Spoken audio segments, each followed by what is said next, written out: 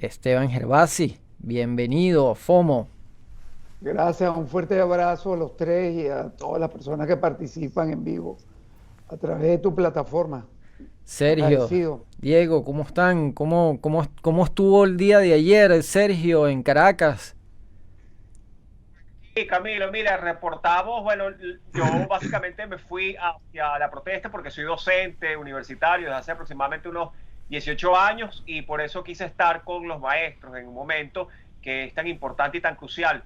Miren, lo que siento es que había una participación modesta, pero importante, robusta, y que se cruzó la frontera esta subjetiva que tenemos de no ir al oeste a protestar. Creo que hay que seguir haciendo un trabajo importante allí de calle, pero quién mejor que Esteban para que nos hable sobre precisamente eso, la vigencia que tienen las protestas en Venezuela y desde su concepto, por qué las protestas son importantes en este momento, no perder la calle, el norte de la calle.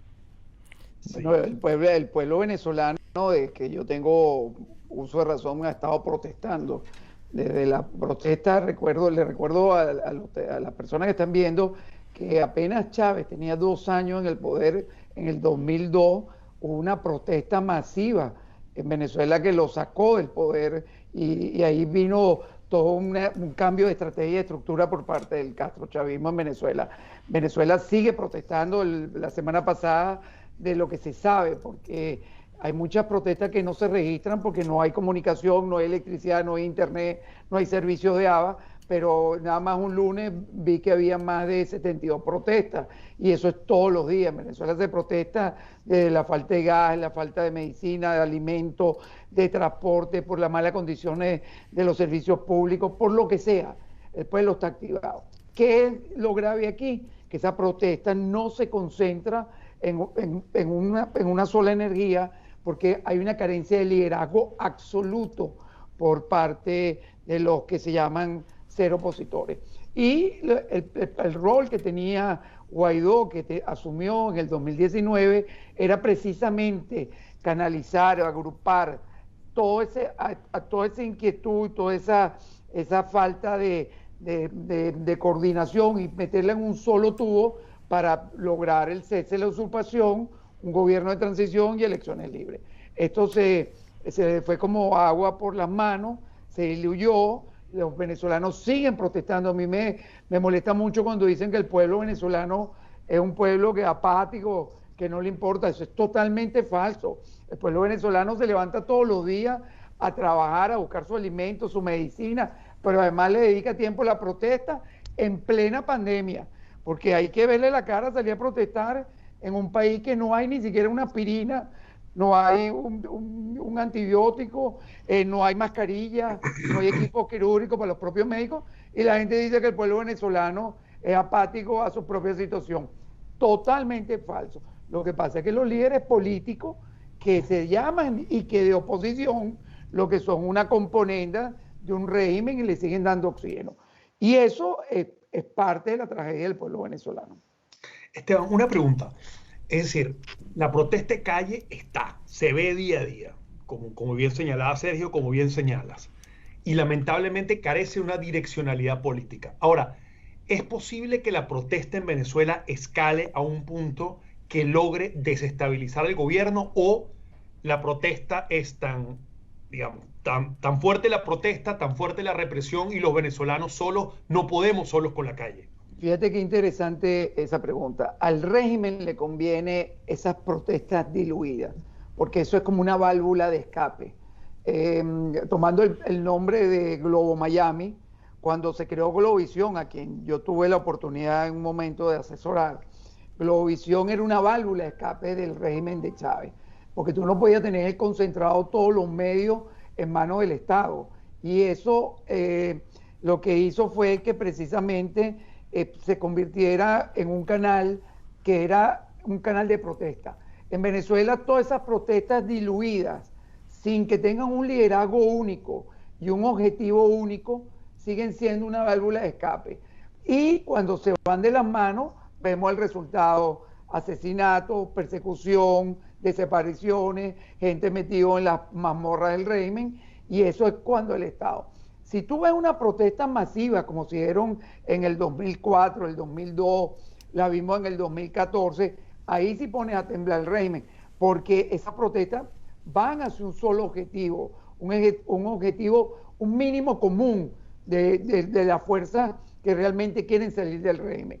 Cuando se ponen en riesgo, inclusive vemos a supuestos líderes de oposición apagándolo, como ha pasado en el 2014, perdón, y en el 2017, que vimos inclusive líderes que estuvieron ahorita, como el caso de Freddy Guevara, o el caso de algunos líderes como Julio Bori y otros, que apagaron la calle porque decían que, acuérdense que el 16 de julio la consulta popular aparece a raíz de una gran protesta que venía de meses anteriores.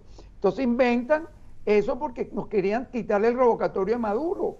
La gente no podemos tener memoria corta, tenemos que hacer, a veces hay que anotar, porque Venezuela ha habido tantos eventos y esos eventos lo que han demostrado que cada vez que el pueblo empieza a protestar masivamente y aparece un punto de encuentro mínimo común hacia un objetivo, llega todo el mundo y la quiere apagar. Esta consulta popular que está proponiendo el interinato no es nada mejor que las elecciones espurias e ilegales de Maduro de una Asamblea Nacional, claro, porque cada quien está cuidando su cuota de poder. Mientras vemos, ustedes lo acaban de decir en la introducción, ha habido no sé cuántas cientos de protestas en principio de este mes y nadie las canaliza, pero además esas protestas no llegan a nadie porque ni el régimen narcochavista le da resultados, ni el itinerato tampoco, ni tampoco la comunidad internacional, que ha invertido millones y millones de dólares en supuestamente un gobierno interino que no quiere darnos a nosotros los venezolanos cuentas claras de lo que está pasando. Justamente ayer en un Twitter que lanzabas, un tweet que lanzaste, dices, mientras tanto los venezolanos sobreviviendo, el narcorrégimen terrorista y un interinato inútil y muy corrupto. O sea, tenemos dos lados en los cuales, en base a la opinión, no están ayudando para la salida. Uno que no quiere salir y el otro que le está haciendo prácticamente el juego. Ahora, ¿qué liderazgo para Esteban Gervasi se necesita en este momento, o cuáles serían las acciones contundentes o las acciones que debería tomar la oposición o el liderazgo del interinato? Fíjense, el líder tiene que tener dos características fundamentales. Una es la constancia y la otra es la coherencia. Y voy a criticar a los líderes que yo creo que tienen la posibilidad de cambiar el futuro del país. Voy a poner el caso específico de María Corina Machado. María Corina ha sido constante y coherente en su manera de actuar. Pero María Corina está fundando un partido político que se llama 20 Venezuela. 20 Venezuela es una organización totalmente electoral, política. Su único fin es ese. Cuando en Venezuela sabemos que estamos frente a un narcoestado, una dictadura militar, de fuerza, de poder, de guetos de poder, porque la mafia del Zulia no es la misma mafia de Ciudad Bolívar o del Estado Bolívar, no es la misma que el Estado Sucre o el Estado Miranda. Sí, el territorio repartido, disculpa que te interrumpa, pero el territorio está repartido en bandas criminales. Claro, totalmente, pero es mucho más grave, porque cuando nosotros que analizamos los sistemas de seguridad en Venezuela y vemos toda una cantidad de información de los servicios de inteligencia de otros países, vemos que el 73% del territorio venezolano está ocupado por fuerzas extranjeras. No solo las colombianas como la FARC, el ELN y los carteles de la droga, sino que hay pueblos en Venezuela que son totalmente ocupados por funcionarios del régimen comunista chino, donde los avisos son en mandarín, no hay avisos en español, ni siquiera en inglés, y tú lo ves que son pueblos completos de funcionarios del régimen comunista chino, igual que hay una gran cantidad de iraníes, ¿no? Igual que hay rusos. Entonces, el liderazgo tiene que ser un liderazgo coherente y constante, y lo que pregona lo tiene que hacer, lo tiene que activar. María Corina nos ha propuesto una ruta del coraje, una ruta de fuerza, que yo estoy 100% de acuerdo y he sido uno de los grandes promotores. Pero esa ruta no la vas a construir, y María Corina viera estos programas, porque esa ruta no la vas a construir dentro de Venezuela. Porque, ¿qué es del apoyo de 60 países cuando Guaidó no utiliza ese apoyo? Solo para obtener recursos. Hoy, mientras que nosotros estamos hablando, salió la última resolución de las Naciones Unidas en materia de derechos humanos.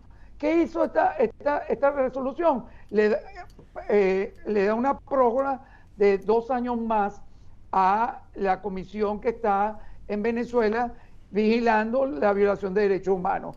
Pero al final es un saludo a la bandera, porque lo que está diciendo, nos quedamos 2 años más en Venezuela, pero no hay al final una decisión fuerte que pegue a Maduro contra la pared, que es lo que estamos buscando. Yo no estoy buscando que entren los Marines, que el presidente Duque mande las fuerzas colombianas o Bolsonaro mande a los militares brasileños.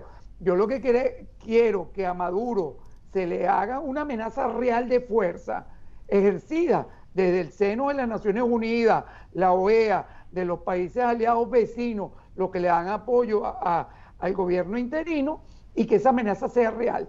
¿Real en qué sentido? Que no vamos a prorrogar más esa comisión.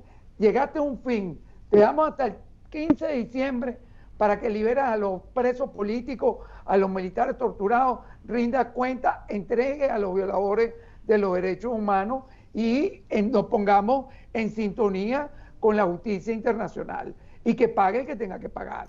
Igual lo que... En tal sentido, Esteban, te preguntaría rapidito, que tiene mucho que ver con lo que estás planteando. ¿Cómo sientes tú que la elección en Norteamérica va a ejercer algún tipo de influencia sobre el conflicto interno venezolano? Y desde el punto de vista de Esteban Gervasi, ¿cuál considera tu visión, cuál consideras tú desde tu experticia que es el panorama que más le conviene a Venezuela? Fíjate, serio, yo soy apartidista en los Estados Unidos. A veces he votado por los demócratas, a veces he votado por los republicanos. Pero te tengo que reconocer que el Partido Demócrata ha perdido el norte completamente en los últimos tiempos, desde que perdieron la presidencia frente a Trump. Pero a nosotros lo que nos conviene es que haya una política de Estado coherente hacia Venezuela. Yo voy a votar por el presidente Trump, pero tengo que reconocer que la política hacia Nicaragua, Cuba, Venezuela y Bolivia ha sido totalmente equivocada. Esta política la estructuró un senador que se llama Marcos Rubio, que se equivocó, se casó solo con un grupo de un partido político de la Mesa Unidad Democrática de la MUD, que era el grupo de Leopoldo López. Él fue el que cuando llegó Trump a la presidencia y en la transición entre Kerry y Tillerson, dejaron a Tomás Shannon como encargado del Departamento de Estado, y entre la transición entre Tillerson y Pompeo quedó otra vez Tomás Shannon encargado. Aprovechó Tomás Shannon y montó todas sus piezas burocráticas pro Chávez, pro Castro, porque fueron los arquitectos del acuerdo entre Obama y la familia Castro en Cuba. Ellos estructuraron una estrategia equivocada y le vendieron al presidente Trump una cosa que él cometió un error y es responsable, porque al final es el presidente, que la salida iba a ser negociada con el chavismo. Y la mejor prueba que le puedo dar a los tres de esto es que cuando Pompeo presenta el 30 de marzo de este año un documento que se llama el Marco para la Transición Democrática en Venezuela, cuando tú te lees todo el documento al final, hay una conclusión que dice garantes, la garantía de ese documento de la transición. Y dice que esa transición va a ser custodiada y velada por el alto mando militar actual de Venezuela. ¿Quién lo encabeza? Padrino, Rodríguez Ceballos, todos los corruptos, que por cierto, días antes, el Departamento de Justicia de los Estados Unidos le había aplicado precio a la cabeza y sanciones a estos altos militares del narcorrégimen chavista. Entonces, cuando tú ves esa incoherencia, tanto en la administración Obama, que pasó 8 años chupando con Chávez, con los Castro, con toda la región, con todo, me acuerdo que nosotros estábamos aterrorizados, nosotros traíamos pruebas, yo fui interpelado en Washington, llevábamos pruebas del narcotráfico, llevamos la prueba de cuando Chávez le abrió las puertas a la FARC y el ELN, cuando sacó a la DEA de Venezuela, los radares, todo el negocio que usaban los barcos de PDVSA para llevar droga a Asia y otras partes del mundo. Todo eso lo demostramos, que son parte de ahora de los expedientes de las sanciones, pero eso no es de ahorita, Estoy hablando del 2005, 2006, estamos en el 2020.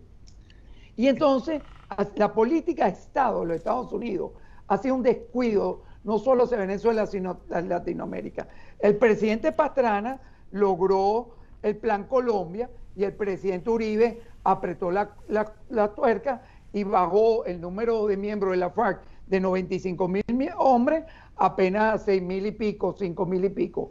Eso era una política de Estado, había un respaldo, había una voluntad política en la región de aplastar con esto. Pero si el primer país del mundo y el primer país de la América, del continente americano, no tiene una política clara hacia la región, bueno, estamos viendo como hemos perdido la marca Chile, hemos visto la debacle que puede pasar en Bolivia otra vez, estamos viendo la presión que tiene Bolsonaro encima, vamos a perder Colombia, y lo estoy diciendo para que quede grabado, vamos a perder Colombia. Porque además bueno, porque el presidente Duque es un presidente, como se dice en Venezuela popularmente, guabinoso. No ha sido una persona, hay que reconocer que el presidente Uribe no ha sido una maravilla escogiendo sus sucesores. Este candidato que venía de ser un muchacho que vivía en Washington 12 años, de organismos multilaterales, no sabía la realidad de su país. Y en Colombia es una realidad dura y pura. Tienes que pisar el territorio, ¿no? Tienes que estar montado encima del territorio colombiano para conocer tu patio, ¿no? Claro, pero además hay que reconocer que esto es un proyecto global.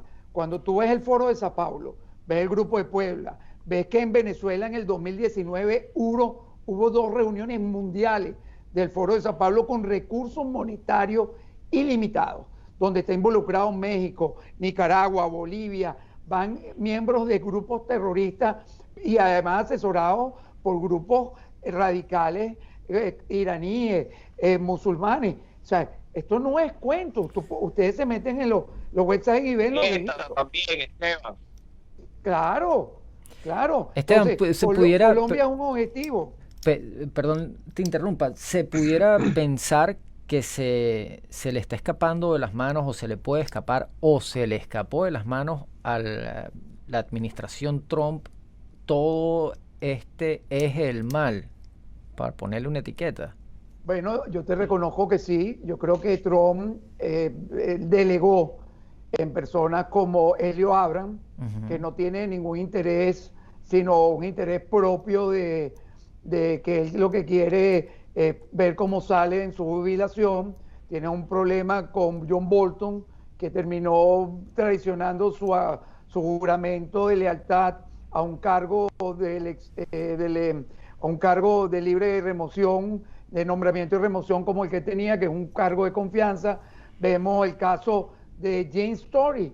James Story era un cargamaletín de este señor Tomás Chano y terminó siendo el embajador de Estados Unidos en Venezuela, pero vive en Colombia.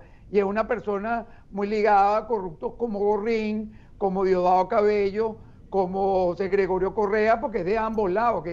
Y una persona que es más pro Partido Demócrata y está mezclando política partidista en asuntos de seguridad de Estado de los Estados Unidos y de la región. Entonces, Esteban, ¿se entiende claramente el tema de Venezuela? Fíjate tú, comentábamos el tema del oro inicialmente, ¿no? Como tú bien sabes, salió recientemente una sentencia, un tribunal de apelaciones. Donde tú vives, por cierto. Una sentencia inferior. Los titulares son: Maduro gana apelación relacionada al Banco de Inglaterra. Estamos hablando de 1.2 mil millones de dólares, ¿no? Más de 31 toneladas de oro que están ahí. La realidad es que sencillamente hay cuestionamientos sobre el reconocimiento del Reino Unido a Guaidó como presidente constitucional interino, y esto de forma alguna significa ni que el oro se va a Venezuela, al Banco Central de Venezuela de Maduro, ni que Maduro ganó la apelación, ¿no? Entonces, la gran pregunta que uno ve es: ¿será que no se termina de entender Venezuela? Porque el tema también del uso de la fuerza, seguimos en una comunidad internacional que sigue empeñada, digamos, en la presión financiera y diplomática en forma de sanciones, y el tema de el uso de la fuerza, más allá, digamos, de esa narrativa, digamos, de toda la de la mesa, pero pero el uso de la fuerza no es inminente, enfriar las cosas, ¿no? Es decir, ¿se entiende realmente lo que está pasando en Venezuela? ¿Cuál es tu opinión relacionada con el tema del oro también? ¿Crees que podría ser un game changer si ese oro, digamos, asignado, digamos, al interinato, debe quedarse ese oro aquí en el Banco de Inglaterra y no pasar ni al interinato y evidentemente tampoco a las manos de Maduro? ¿Cómo es esa perspectiva y por qué ese tema de los medios de no terminar de entender exactamente qué es lo que ocurre y la manera como se definen las cosas en el marco de la dinámica del debate? Voy a empezar por detrás. Yo creo que el oro se debería quedar neutro en Inglaterra bajo la custodia de un Estado serio que entiende que entregarle a cualquiera de los dos bandos corre un riesgo, el tesoro del pueblo venezolano corre un riesgo altísimo. En la vida el poder se ejerce o se llega por legitimidad de origen y legitimidad de desempeño. Ni tanto Maduro tiene legitimidad porque no gobierna y Guaidó tampoco lo tiene. Ninguno de los dos está gobernando, por eso que vemos tantas protestas, el descalabro de la industria petrolera, de los servicios públicos, de la distribución de alimentos, medicina. Vemos un país totalmente aislado, cerrado, con un país lleno de sanciones por la comunidad internacional. Pero tú también acabas de decir una cosa importante. Hoy vemos en la resolución de la ONU que dice que hay que evitar y que está prohibido cualquier salida de fuerza que no sea por la vía electoral o democrática. En Venezuela eso también es poner a los venezolanos contra la pared, porque en Venezuela no hay salida democrática y no hay salida electoral, porque en Venezuela el control de las instituciones y los poderes públicos está en manos de un narcoestado terrorista. Pero además tenemos una Asamblea Nacional que fue elegida a finales del 2015, el 2 de diciembre, que ganaron 112 diputados y no habían pasado 3 semanas y ya se habían dejado quitar 3 diputados del Estado Amazonas y ahora tenemos una asamblea fraccionada en mafias de poder. Ayer vimos una foto del presidente de una de estas asambleas espurias, Luis Parra, contando los billetes en Madrid. Primero que no sé cómo salió, porque tengo entendido que solo salen vuelos humanitarios. Y este señor sale a gastarse, le vi en la calle unas 20, 30 bolsas, sí, contando los billetes en un baño, muerto de la risa. Eso te denota que un país con en el liderazgo político, entre comillas, porque los líderes políticos son en el mundo son personas serias y son personas de valores y principios, pero en Venezuela estos pseudo líderes lo que son una cuerda de corruptos, y ese es el problema que tenemos. Y la solución en Venezuela pasa definitivamente porque los que controlan por guetos o por fuentes de poder vean una amenaza real. Cuando Padrino sienta que él no puede disfrutar su euro robado, su familia, en Europa, en Estados Unidos, en Australia, en China, en otro país del mundo, en Turquía, entonces va a poner la barba al remojo. Cuando Maduro sienta que su hijo Nicolásito no puede andar en un Maserati por la calle de Bolonia en Italia, como lo hace frecuentemente, entonces veremos a Maduro totalmente aislado, y cuando le cerremos el beneficio permanente que tienen, que esa gente, los bodegones en Venezuela, hay un pueblo protestando, pero hay una clase venezolana que viven como unos reyes, sí, que gastan en dólares, que hay miles de bodegones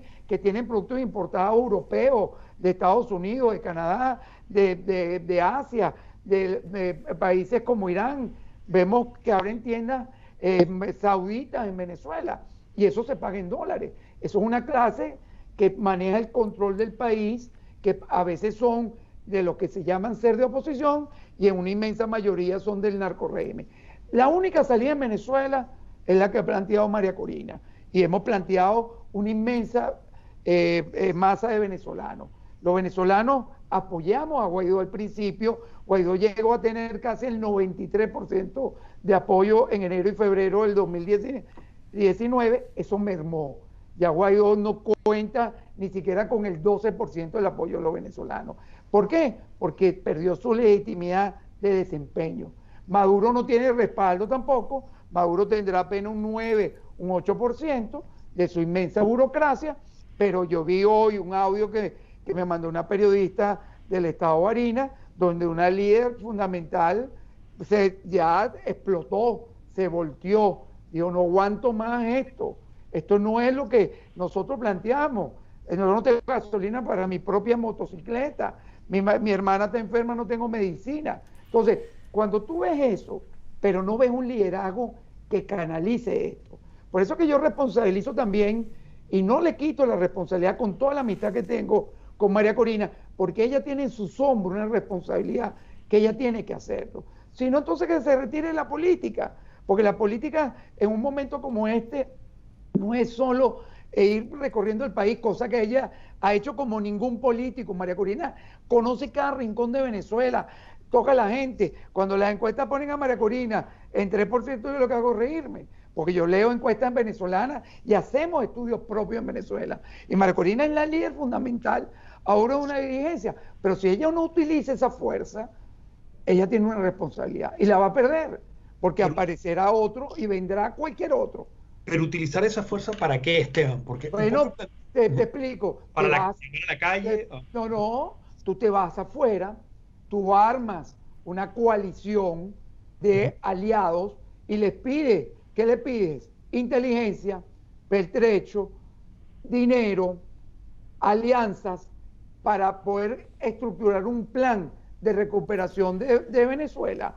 Venezuela, hay territorios, hay partes de Venezuela que son fácilmente tomables, que Maduro no tendría ningún control. Cuando vemos que los guardias nacionales salen a atracar porque no les alcanza el sueldo, pero además nunca tuvieron la moral y la ética de buscar un trabajo honesto, porque tampoco lo consiguen. Entonces, cuando tú ves a la policía secuestrando, cuando tú ves a los jueces vendiendo sus decisiones, cuando tú ves que los que reparten el CLAP son los colectivos y te imponen cuotas y se roban el aceite de la caja y te la venden más cara, cuando los bodegones son de puro bolichico, cuando ves que los dirigentes de partidos como Voluntad Popular están totalmente financiados por personas como Alejandro Betancourt, que es uno de los grandes responsables de la tragedia eléctrica en Venezuela. Cuando vemos todo esto, cuando el Interinato no le quiere rendir cuenta a los venezolanos de la cantidad de dinero que le han entregado, ellos están obligados a hacer eso. Entonces, esto lo digo porque sí hay salida, y la salida se construye con un liderazgo.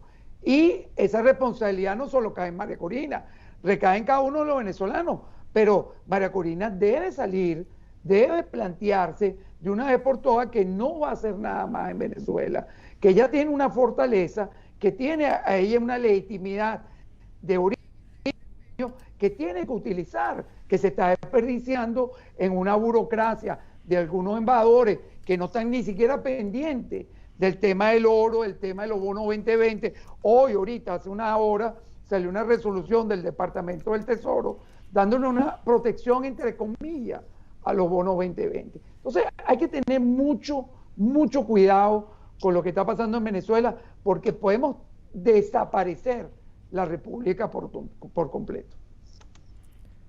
Esteban, ¿qué otra cosa puede ser práctica para aplicar en este momento que nos aconsejes a los venezolanos, a los que estamos acá? ¿Qué otra cosa práctica podemos nosotros emprender en este momento? Mira, si los colegios profesionales y los grupos, como tú mismo lo dijiste, que ayer saliste a marchar porque eres profesor universitario, si el grupo de profesionales de la salud, maestros, ingenieros, abogados, se reúnen y empujan la barca hacia un solo destino, esto va a cambiar. Porque no es lo mismo protestar por una bombona de gas que protestar por la medicina, que protestar por la delincuencia. Aquí hay que protestar por una sola cosa, la salida del régimen. Del régimen, del narcorrégimen. No es que protesto para que me traigan la bombona de gas, no es que me protesto para que me pongan insumos en el barrio adentro, no es que protesto para que le paguen la pensión a los viejitos, no, aquí la solución es salir de esa clase política corrupta, esa clase política que hoy día protege delincuentes como Figuera, el que era torturador de la DGCIN y de la DICIP, que vive en Miami, en Brickell, como protegido por el gobierno interino, viviendo una vida loca, cuando es un tipo que en sus manos tuvo la responsabilidad de tortura, asesinatos, desapariciones. Y protegido además por los impuestos que pagamos los ciudadanos americanos, que es mucho más grave. Por eso es que yo no entiendo cómo Estados Unidos permite Sí, eso te iba a decir, pues eso es una falta de coherencia también dentro del discurso de los Estados Unidos, ¿no? Pues porque esto no es un país, esto no es un país donde se te escapa que entró un personaje de este tamaño o de esta talla y pasó por la aduana y nadie se dio cuenta. Claro, pero lo trajo Leopoldo López porque él estaba en el movimiento del 30 de abril del 2019, cuando intentaron hacer aquel show famoso. Ajá. Que engañaron a todo el mundo, y mira dónde están estas personas protegidas. Ahí te lo digo, esto es lamentable, yo lo denuncio cada vez que voy a un programa donde sea, porque alguien tiene que tomar alguna medida contra personas como esta. Esa persona tiene una responsabilidad y además tiene que enfrentar la justicia en Venezuela, como muchos corruptos que han salido, que ahora dicen que son perseguidos políticos o perseguidos del régimen y han sido copartícipes de esta debacle que ha existido en el país. Esteban, pero te compro... Quieren posar de víctimas, Esteban, quieren posar de víctimas, y hay una mediática que lamentablemente le limpia la imagen a esos corruptos, ¿no? Claro. Y a esos torturadores. 100%, claro. Pero hay una realidad. Desde el 2019 hay 60 países que aceptan la figura de Juan Guaidó como presidente interino. O sea, ya hay un reconocimiento importante internacional. Hay un informe realizado en últimas instancias por la ONU, por Bachelet. O sea, hay un reconocimiento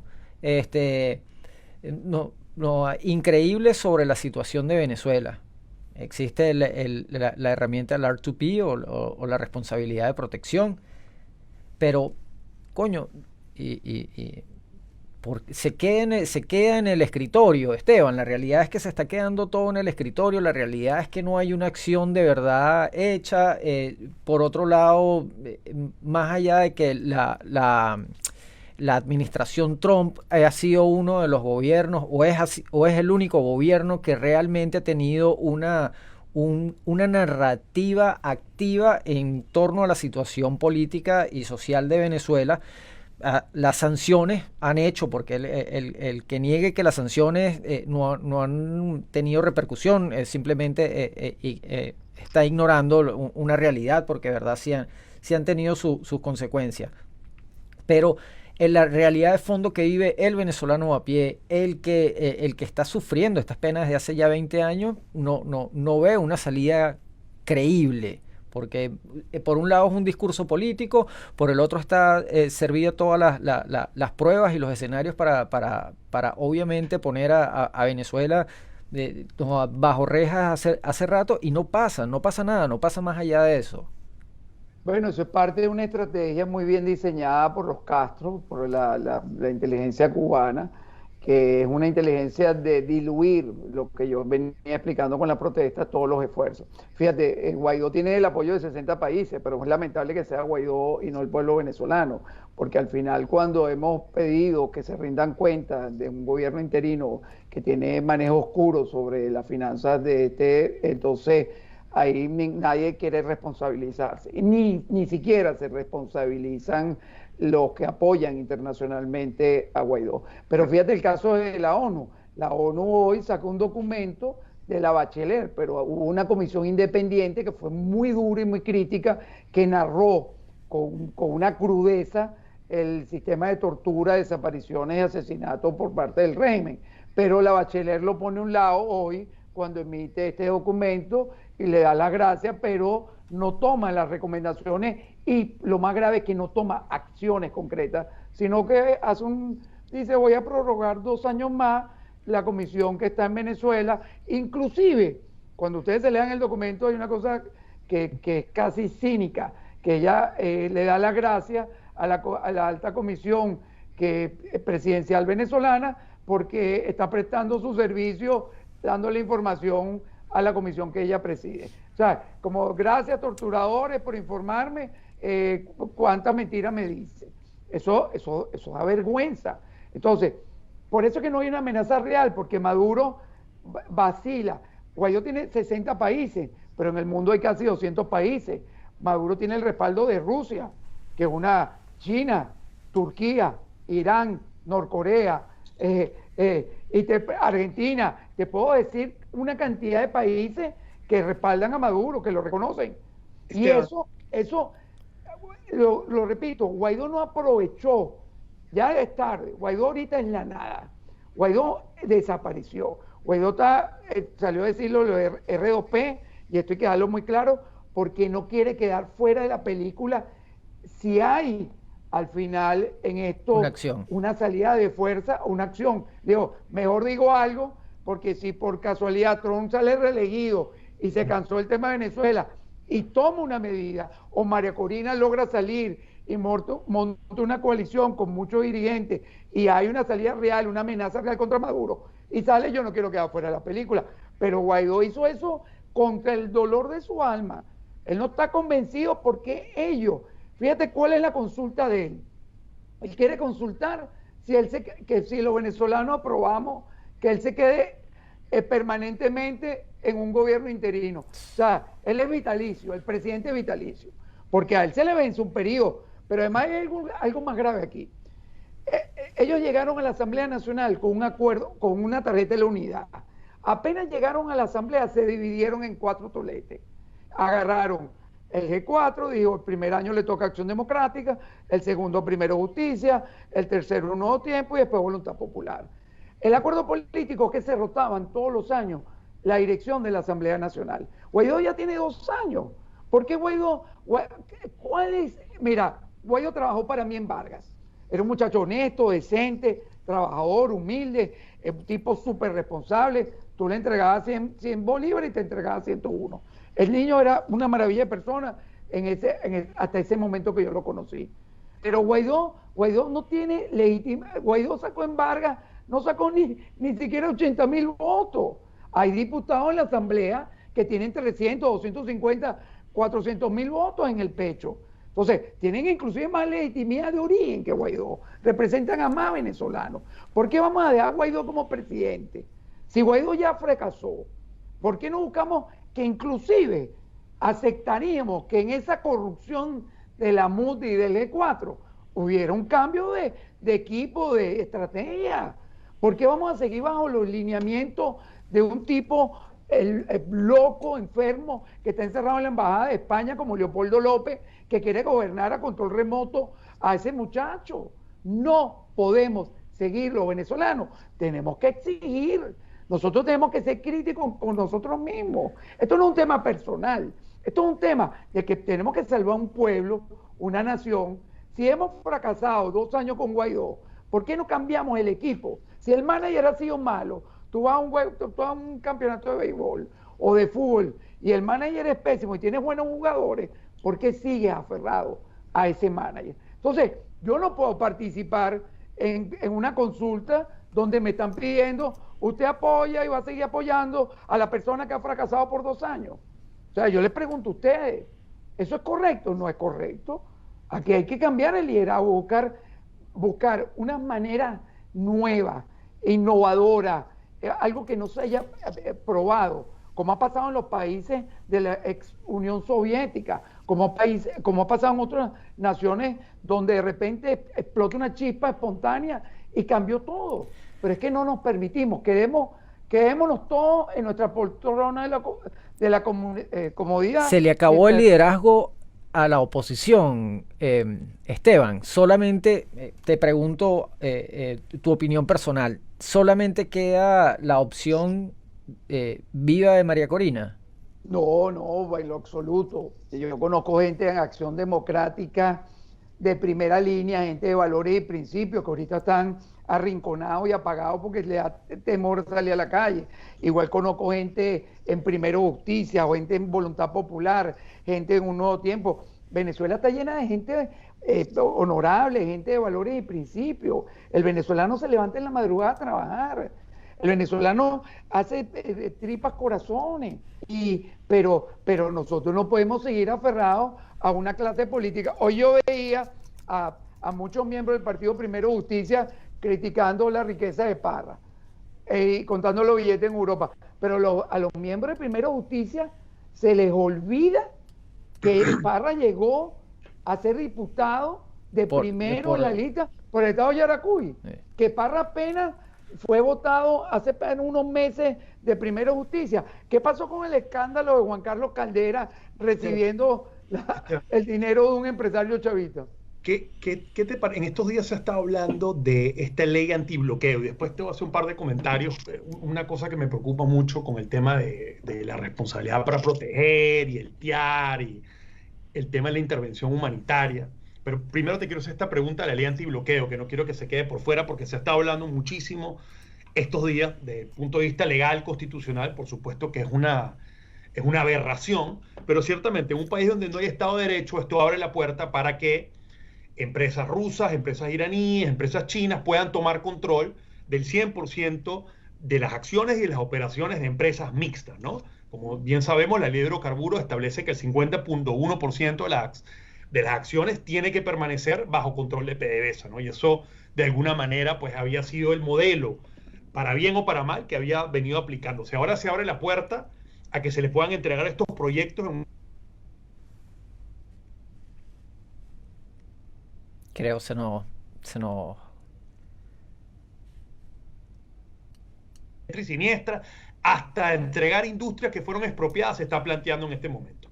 Mi gran preocupación es, y te la hago forma de pregunta, es, si bien evidentemente empresas sólidas con credibilidad internacional occidentales no se van a prestar para esto, ciertamente hay empresas rusas, chinas, iraníes y por supuesto turcas e indias que sí posiblemente se van a prestar a esto. Muchos de los que han estado envueltos en el tema del oro, de los mercados negros petroleros. Ahora, mi gran preocupación, y te pregunto, es, si bien esto no va a revertir o conllevar un aumento significativo de la producción petrolera, ¿crees tú que esto puede generar ingresos suficientes al menos para que Maduro siga manteniendo la lealtad al aparato militar y policial y para ejercer cierto tipo de control social a través del CLAP? ¿O esto no va a ser necesario y con la caída sistemática del petróleo, con las reservas de oro que se están robando, sencillamente llegamos a un tipping point en que se acaban los reales y comienza realmente esa confrontación dentro del propio chavismo, que aún no hemos visto porque siempre han estado girando sobre la base de los reales? Estamos llegando al punto que se acaban los reales y hay que pedir la cuenta, ¿no? ¿Cuál es tu opinión al respecto? Perdón que me extendí un poco. No, en lo absoluto. Diego, te comento que Maduro tiene todavía recursos infinitos. No Maduro, la estructura castrochavista tiene recursos y vías infinitas para seguir sosteniendo este régimen totalitario. Y eso que tú estás planteando en la ley es precisamente uno de los recursos.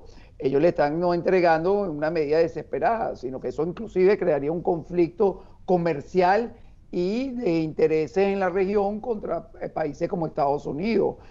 Cuando tú le entregas los recursos o una empresa básica a una empresa china del Estado comunista chino, a la hora de un litigio, tú no estás enfrentando a Venezuela contra Estados Unidos, tú estás enfrentando a China contra Estados Unidos por la recuperación de algún bien. Cuando no hay Estado en Venezuela no hay Estado por parte de Guaidó, pero tampoco es por parte de Maduro. Pero entonces tendría un conflicto internacional, empresas rusas, chinas o empresas de otro lado, contra precisamente el Estado norteamericano, que es el que al final va a decir o el que representa legítimamente los intereses del pueblo venezolano.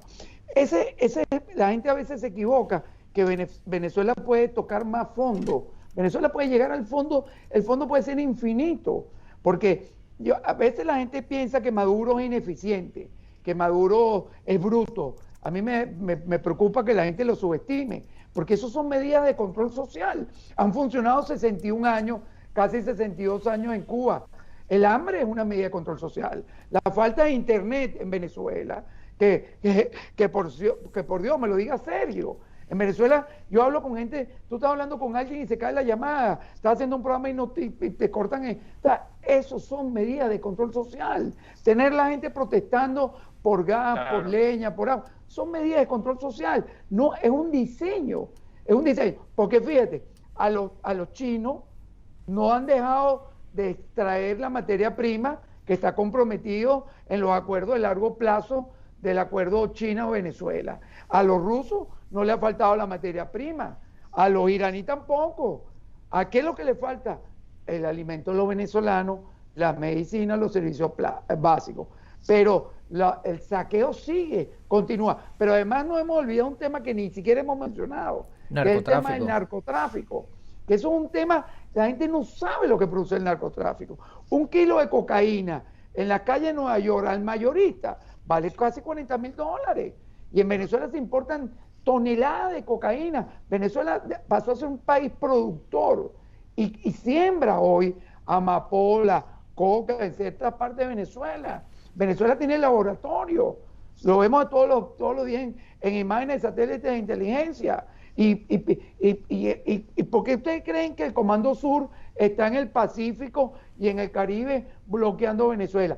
Y con todo eso, todos los días vemos que llegan barcos a Europa, llegan barcos a la isla del Caribe, llegan barcos a Asia, cargados de cocaína, heroína y drogas sintéticas, el tráfico de armas, el tráfico de la trata de blancas. El otro día vi un documento donde una muchacha secuestrada en Venezuela por tráfico sexual se la venden a los musulmanes o a cualquier otro, a los perversos en Europa por 25,000 euros. Y eso nadie habla de eso. Venezuela es un país saqueado en todos los sentidos. Y la responsabilidad precisamente recae en los que se hacen llamar líderes. Guaidó, Leopoldo, María Corina, Antonio Ledesma, inclusive los del PSUV, porque al final son estos tipos del régimen, son unos apátridas, entregaron la nación, su gentilicio, sus valores, sus principios, su música, sus alimentos, su idiosincrasia la perdimos por completo. Y ahora Venezuela se ha convertido en un virus mortal que se transmitió en la región. Lo de Colombia es grave, lo de Bolivia es gravísimo. Te quisiera preguntar ya para eso, me gustaría que nos dieses una devolución sobre toda esta batalla cultural de ideas que está viviendo el mundo, Norteamérica, respecto a temas, por ejemplo, que son sensibles, ¿no? Me gustaría saber tu opinión porque tenemos en Venezuela una instalación de unas ideas muy de corte izquierdista y me gustaría saber, desde tu punto de vista, desde tu criterio y tu experiencia, cómo se puede combatir ese discurso. Bueno, eso es una narrativa que funciona muy bien para tapar un estado criminal. En Venezuela no hay un problema ideológico. Nosotros nos confundimos y caemos en una discusión ideológica. Yo el otro día escuchaba a un amigo mío que era director de Panam Post y hablaba con un miembro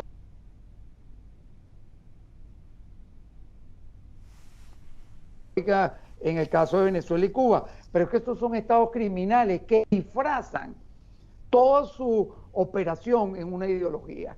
Pero ¿qué ideología política puede tener la corrupción que hemos hablado? ¿Qué ideología, el saqueo en Venezuela de 1.200 billones de dólares? O sea, con B de barbaridad, que son 1.000, no sé cómo se dice en español, en inglés sé que es billion, pero en español, pero ha sido un saqueo enorme. Cuando tú ves un sargento de la Guardia Nacional que se lleva 300, 400 millones, cuando ves que la enfermera de Chávez se llevó 2.200 millones, cuando hablan que la fortuna de Rafael Ramírez son 200.000 millones, que la hija de Chávez se le calcula 4.000, 5.000 millones. Entonces tú dices, ¿qué es esto? Entonces, ahí no hay ideología política. Cuando tú ves a la FARC sentada, que después de 50 años asesinar, secuestrar, someter al pueblo colombiano, la ves sentada en el Senado discutiendo de cara a cara con Uribe y Uribe está preso, ¿qué ideología es esa? Tú disfrazas, como lo ha disfrazado Pablo Escobar, regalaba casas en los barrios de Bogotá, donaba a las iglesias, y entonces, inclusive Pablo Escobar pensó ser presidente de Colombia, llegó a sentarse en el Senado a discutir, pero la gente tiene que entender que ahí no hay ideología. Los grandes carteles mexicanos han apoyado a ANLO y han puesto y matan cuando no le gusta un alcalde o un gobernador, lo matan y un periodista lo asesinan y lo descabezan.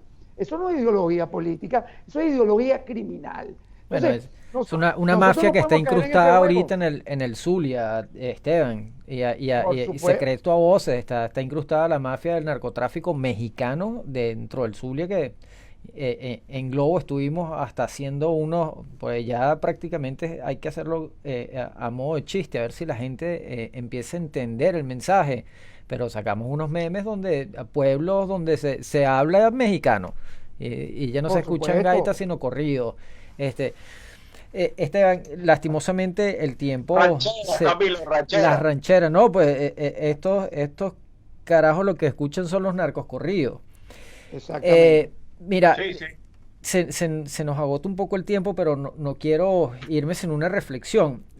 Coño, todo lo que escuchamos acá, de una u otra manera, marca un escenario apocalíptico, un escenario donde tú dices, oye, no veo una salida, ¿no? Porque son 20 años donde, 20 años en Venezuela o 20 años desde que comienza el chavismo en el poder. Pero si quieres darle de verdad el génesis a, a todo este entuerto, tienes que irte hasta 10 años, 15 años atrás. Es Este, verdad. pero tienes la experiencia de la inteligencia cubana, G2, que ya tiene 60 años incrustados en el poder. El narcotráfico y lastimosamente lo tocamos de último, pero creo que es el factor principal porque es el que verdaderamente puede mover el capital necesario para darle sangre a toda esta estructura, porque de una manera legal se han venido cerrando con las distintas eh, operaciones financieras que ha venido ejerciendo el gobierno de los Estados Unidos para poder frenar estos flujos de capitales. Tenemos una Venezuela con un escenario político trancado en el lado opositor, porque en el lado oficialista ni mencionarlo, donde el liderazgo ya carece de validez, donde prácticamente un presidente interino, y no quiero que se mida esto como una opinión personal, pero ya es una apreciación colectiva, en donde perdió completamente la validez, donde perdió completamente la posición de mando. Le queda al venezolano, Esteban, al venezolano a pie, al venezolano al que de una u otra manera se niega en entregar su vida al yugo de una bota que lo esclavice. Le queda luchar por sí mismo, sacar el pellejo hasta lo último y esperar a que en unos ánimos bueno, ya de salvedad venga algún contingente internacional y nos ayude. Hay que de verdad terminar de activar la calle y ese sería el llamado, el trabajo le queda al venezolano. Fíjate, en Venezuela hay varios vectores que están coincidiendo y lo saco de un libro de un autor que respeto mucho, que es Bueno de Mezquita. Cuando el régimen tiene que meterse la mano en el bolsillo y tiene que buscar ir a través de caminos para sostenerse, aunque tenga muchos caminos, y pueden ser infinitos, pero cuando vemos que el pueblo está en la calle activado, pero que no tiene un punto de encuentro mínimo común, y lo que tenemos que luchar, Venezuela va a cambiar. Venezuela va a cambiar porque nosotros somos un pueblo irreverente, nosotros fuimos el pueblo que le dimos libertad a 5 países en América, aunque Bolívar terminó decidiendo morir en Colombia por la traición de muchos venezolanos. Bueno, nos tocará pagar ese karma algunos, pero sí se puede. Ha habido experiencias en América, como el caso de los Contras en Centroamérica, que se puede armar. Yo lo que creo, y siempre lo planteo, inclusive abiertamente, que en Venezuela hay que armar grupos de venezolanos y darle poder, inteligencia, pertrecho, y empezar a doblegar en donde al régimen le duele, porque es un régimen además que es cobarde, es un descoordinado, desorganizado, pero se aprovecha de la debilidad del ciudadano y la nobleza. Pero tiene que haber un liderazgo que organice esto, que empuje, que en vez de protestar todos por el gas, la leña, la medicina, la calle rota, los insumos, que protestemos por la salida del régimen, que coartemos, que tomemos medidas creativas, nadie paga impuestos, todo el mundo bloquea las calles en un momento, pero también tenemos que pedirle cuenta a los que se hacen llamar líderes de oposición. Yo no puedo tener una solidaridad absoluta porque a mí llegue Estados Unidos se equivoca y apoye 100% a Guaidó. O sea, Estados Unidos se ha equivocado en el apoyo y no le ha exigido cuenta. Si Estados Unidos fue el que logró el apoyo de 60 países a Guaidó, Estados Unidos tiene la moral y el poder de decirle a Guaidó, bueno, señor, ríndame cuenta que esto está en 21 meses como presidente interino, le hemos dado más de 1.200 millones de dólares, le estamos aprobando un crédito de 200 millones por el BID en cabeza de Mauricio Claver, le hemos dado todo, ¿qué quiere? O sea, usted no puede seguir paseando su hermano en fiesta de cumpleaños de la novia en Miami. Esto es un desastre. Leopoldo y su familia viviendo en Europa. ¿Qué es esto? O sea, esto se tiene que acabar. Aquí no podemos ser que un tipo como Manuel Rosales, que era de Machique, que era un profesor universitario, es multimillonario y nadie le rinde en cuenta. ¿Qué pasa aquí en Venezuela? ¿Acaso los venezolanos tenemos que perdonarle todo? O sea, con mi corrupto no te metas. Eso no puede existir. Entonces, tenemos que empujar la barca hacia un solo destino. Los venezolanos vamos a salir de esto cuando entendamos que tenemos que darle una prioridad a las actividades. La primera que yo recomiendo es que tenemos que salir del régimen. Y la única manera es que todos protestemos, nos quejemos, exijamos, confrontemos a los líderes que están en la calle y que haciendo la lucha contra, tenemos que ir a eso. Es la única manera, no hay otra. Los Marines no van a llegar, los militares colombianos no van a llegar, no van a llegar los marcianos a liberar a Venezuela. Los únicos que podemos liberar Venezuela somos los venezolanos y tenemos la responsabilidad de hacerlo, así sea con nuestra vida. La libertad tiene un costo y los venezolanos tenemos muchos siglos que no hemos perdido, batallado guerras por la libertad. Pero te tengo una mala noticia, la única manera que los pueblos se liberen es con sangre, sudor y lágrimas. Con esto te tengo que concluir. Así es, bueno, no queda nada más, Esteban, que agradecerte de verdad por habernos acompañado en este espacio, escuchar tu opinión, tu análisis bastante acertado. Es un escenario que de verdad suena bastante fuerte y como si no tuviese salida, pero a la vez nos das luces en ver que sí hay una gran salida. No me queda más nada sino despedir el espacio, recordarle a toda nuestra audiencia. Gracias, Sergio, Diego y Camilo, gracias por la invitación. Siempre a la orden. Gracias, muy agradecido. Y recordándole a nuestra audiencia que nos puede seguir a través de nuestras redes y todas nuestras plataformas digitales en www.globomiami.com, @globomiami, Instagram, @globomiami, Twitter y Facebook. Muchísimas gracias nuevamente, feliz semana, señores, y nos seguimos viendo por acá. Hasta luego, gracias. Gracias, chao.